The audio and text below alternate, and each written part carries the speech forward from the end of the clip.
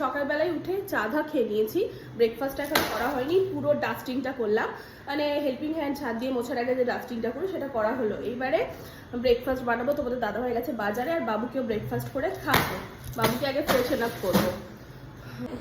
এখানে তো বাজার এনেছে, বিভিন্ন ধরনের সবজি টবজি আছে, আর এনেছে মাংস, তারপরে এইটা পাঙাশ মাছ শুধু আমার জন্যই, আর এটা বাবুর জন্য এনেছে রুই মাছ, পেটি, ও পেটির মাছ খায়। আর আমি একটু আলু কেটে নিলাম, এখন রুটি আর আলু ভাজা বানাবো। মুড়ির ঢপটাও ভেঙে গেছিলো, তো এটা মুড়ির জন্য ঢপ এনেছে, মুড়িটা ঢেলে রাখি। ব্রেকফাস্টে বানিয়ে নিয়েছি এখানে আলু ভাজা, রুটি, সাথে কলা। এটা গেল আজকের আমাদের ব্রেকফাস্ট। রান্নার সময় এত এত মানে সেই তাড়াহুড়োর মধ্যে যাই আমি। ভাত সকালে ব্রেকফাস্ট রুটি আলু ভাজা মানে আমার কাছে ভীষণ চাপের। ব্রেড বাটার, ডিম সেদ্ধ বা এক্সট্রা এগুলো খুব তাড়াতাড়ি হয়ে যায়, কিন্তু আজকে দেখলাম এটাও অনেক তাড়াতাড়ি হয়ে গেল। পাপা বলছে তুই 10 মিনিটে করে ফেললি, তো ঠিক আছে, চাপ নেই।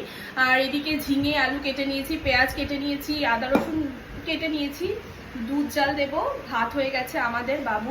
বাবুর মাছের ঝোল হলো, আবার আমাদের রান্না করব, কখন কমপ্লিট হবে আমি কিচ্ছু জানি না। বেগুন পোড়া হয়ে গেছে, আমাদের ঝিঙে আলুর তরকারিটা, চিকেন কষাটা হলে রান্নার কাজটা হয়ে যাবে।